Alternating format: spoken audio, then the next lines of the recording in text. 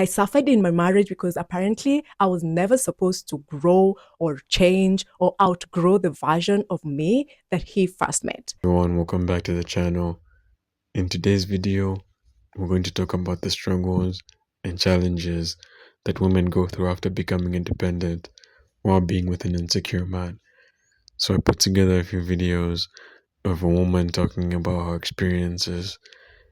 Stay tuned to the end of the video to hear my thoughts and opinions. But before that, don't forget to like the video, subscribe to the channel, and hit that notification bell so that you don't miss an upload. There was a story I didn't even know I had been assigned, and I paid for it with years of misery and stagnation. According to my ex-husband, when he first met me, I was almost becoming a chokora, like literally a street person. I was apparently struggling at KMTC, and he apparently saved me, supported me, and made me the woman that I am today. Okay, wow.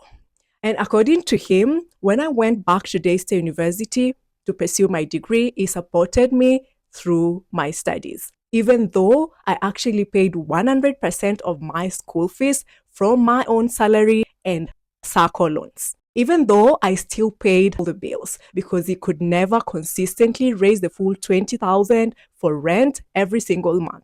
I was stressed about topping up the balance all the time, almost 3/4 of the rent. But somehow the story was still that he carried me. Wow. According to him, I was the user and not him.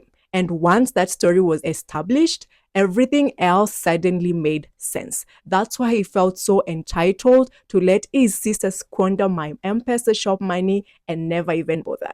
Why accountability didn't matter and why financial responsibility quietly disappeared and landed fully on me. And according to him, when I got tired of receiving no income from my own cars and sold them, I somehow owed him because he had handled all the mechanical issues. And that's why every time I had money, there was always another idea, another shop, another support me request, an ex-UK sports shop, a toy shop, and with promises of repayment that never once came. That's when every time I tried to move forward, something happened to somehow slow me down, to distract me, to pull me backwards. Because when someone convinces themselves that they made you, they feel justified taking from you. And that's when the truth finally clicked for me. I wasn't paying for partnership. I was paying for love. I was paying for a story I didn't even know I had been assigned. A story where my labor was normal, where my sacrifice was expected, and my exhaustion became invincible. Healing began the moment I rejected that story because no one who truly supports you needs to put you down and to rewrite your past or to minimize your contribution just to justify draining your present. So apparently my ex-husband is hurt and disappointed that I came online and spoke about the financial abuse and emotional neglect I experienced in our marriage. Okay, but let me ask the question no one seems to want to ask. What about me? What about my feelings? What about the money I lost? What about the years I poured into a marriage that eventually drained me? What about literally risking my life twice to give him those beautiful and brilliant children he is so proud of? What about the disappointment of realizing I wasted 12 years of my life that I will never get back? I literally disappeared from the world for a whole year. I paused my life, I mourned, I cried, I healed quietly. So yes, forgive me if I'm not prioritizing a man's bruised ego over the reality I lived. Forgive me for using my lived experience to speak to other women to help them learn, heal, and rebuild. Something I've been doing since 2022, by the way, and just expanded. What is it with men and superiority complexes that make them believe that their discomfort matters more than the damage that they caused? I didn't come here to lie. I didn't come here to exaggerate. I didn't fabricate anything. If anything, I have the M-Pesa statement, the bank records, every single coin, every single transaction. And still, I chose restraint. I never mentioned his name. I never posted his photo out of respect for being my kid's father. But telling my story is not disrespect. Silencing myself to protect someone else's image would have been the real betrayal. And I'm no longer doing that. I lived this life. I paid the cost for it. So, yes, I definitely earned the right to speak about it. If my truth makes someone uncomfortable, that discomfort belongs to them, not me. Being reasonable almost destroyed me, and I didn't even realize it was happening. For years in my marriage, I was the reasonable one. I stayed quiet when I was uncomfortable. I softened my needs so I wouldn't be seen as difficult. I explained myself gently while carrying everything alone. I accepted imbalance because at least he's trying. I stayed calm while my body was screaming no. I told myself that this was maturity, this was wisdom, patience. I thought being reasonable made me a good wife. But slowly something disappeared. Me. Being reasonable didn't protect me at all. It made me convenient. Reasonable women don't argue. They adjust, they accommodate, they endure, they absorb pressure so that others don't have to change. They sacrifice clarity for peace. They translate pain into politeness, and everyone praises them for it. But no one tells you the cost, because being reasonable often means being the most convenient person in the room. Your needs get delayed, your intuition gets muted, your nervous system pays the price, and the system stays comfortable. There is nothing noble about shrinking yourself to keep other people at ease. Unreasonable women are not unstable, they are honest. They stop negotiating their nervous system. They stop explaining pain softly. They stop paying the price for other people's comfort. And the moment a woman chooses clarity over reasonableness, she doesn't lose anything real. She actually finally gets herself back. So many in my comments have been calling me names because I said that I left my marriage due to financial abuse and exploitation. Let me just respond to them just these ones. My ex-husband is not the cartoon villain you are hoping for. He didn't need to be. So yes, I've made peace with being labeled the difficult one, the selfish one, the problem, the bad omen, the troublemaker. You can go on and add more if you like, because here's the truth. I lived in that marriage. You didn't. You watched just one video or two videos and decided who I was. I survived 12 years.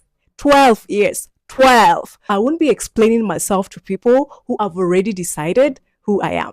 Go on and enjoy that version of the story because it clearly comforts you. What's actually happening here is very simple. Some men cannot emotionally tolerate a woman who gets tired and leaves anyway. Not because she found someone else, not because she was reckless, but because she chose herself. And trust me, that shakes fragile egos. And that's okay. I didn't come online to be liked. I came online to tell my story, my truth, to help other women learn by myself without being coerced by anyone after my healing. So I obviously expected this kind of negativity and had these little fragile egos. I accounted for that. So trust me when I say this, your insults weigh nothing compared to the 12 years I endured, carried, and outgrew. I've already done the hardest part and the inner work. So your typing and your keyboard warriorism doesn't move me.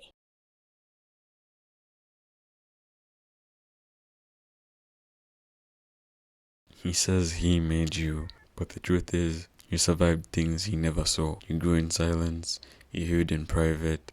If he takes credit for your growth, but feels threatened by your success, he didn't build you. He just stood nearby while you built yourself. Some men support you until you start shining. They're comfortable with your struggle, but easy with your confidence. The moment you grow, they say you've changed. Yes, that's called growth, and it was always the goal. Helping you once does not give someone ownership over your future. Gratitude does not mean obedience. Support should come without strings. If he reminds you of what he did every time you succeed, that's not true love, that's control. A man who's threatened by your growth never planned to walk beside you. He planned to lead, dominate, to stay ahead. Real partnership celebrates elevation, not competition. When loyalty means staying small so he feels big, that's not loyalty, that's fear. Love doesn't demand silence. It doesn't demand your voice. It doesn't limit your voice. It makes room for your expansion. He keeps bringing up your past because he's uncomfortable with your future. Your growth reminds him that you no longer need permission, and that scares people, especially the ones who've benefited from your insecurity. Knowing you at your lowest does not entitle anyone to your highest version. Your future is not a debt you owe anybody. You are allowed to grow without carrying people who refuse to evolve. You were inspiring when you were independent, you were easy, you were unsure, but when you become powerful, suddenly you're now too much. People love potential, not power. A partner celebrates your wins. A manipulator collects credits for them. If he talks more about what he did than what you achieved, pay attention. That's not pride, that's ego. If your success feels like a personal attack to him, that's not your fault. Love doesn't compete, love collaborates. Anything else is insecurity wearing a smile. He doesn't miss you, he misses being needed. Your independence changed the dynamic, and not everyone can handle a woman who stands on their own. When he downplays your achievements, he's not being realistic, he's protecting his ego. Your success doesn't need approval from someone who feels smaller because of it. Ungrateful is the word used when control is usually slipping. You can be thankful and still choose freedom. Gratitude should never cost you your growth. Learn to be clear. You did the work. You learned the lessons. You did the healing. He didn't just make you. He just witnessed your transformation. If your dreams scare him, it's because he never planned to grow with you. People who love you don't sabotage your vision. They protect it. He wants the old you because the new you has boundaries. Growth changes access, and not everyone deserves the same version of you. Any love that requires you to shrink is not love, it's fear. You are never meant to dim yourself to make someone comfortable.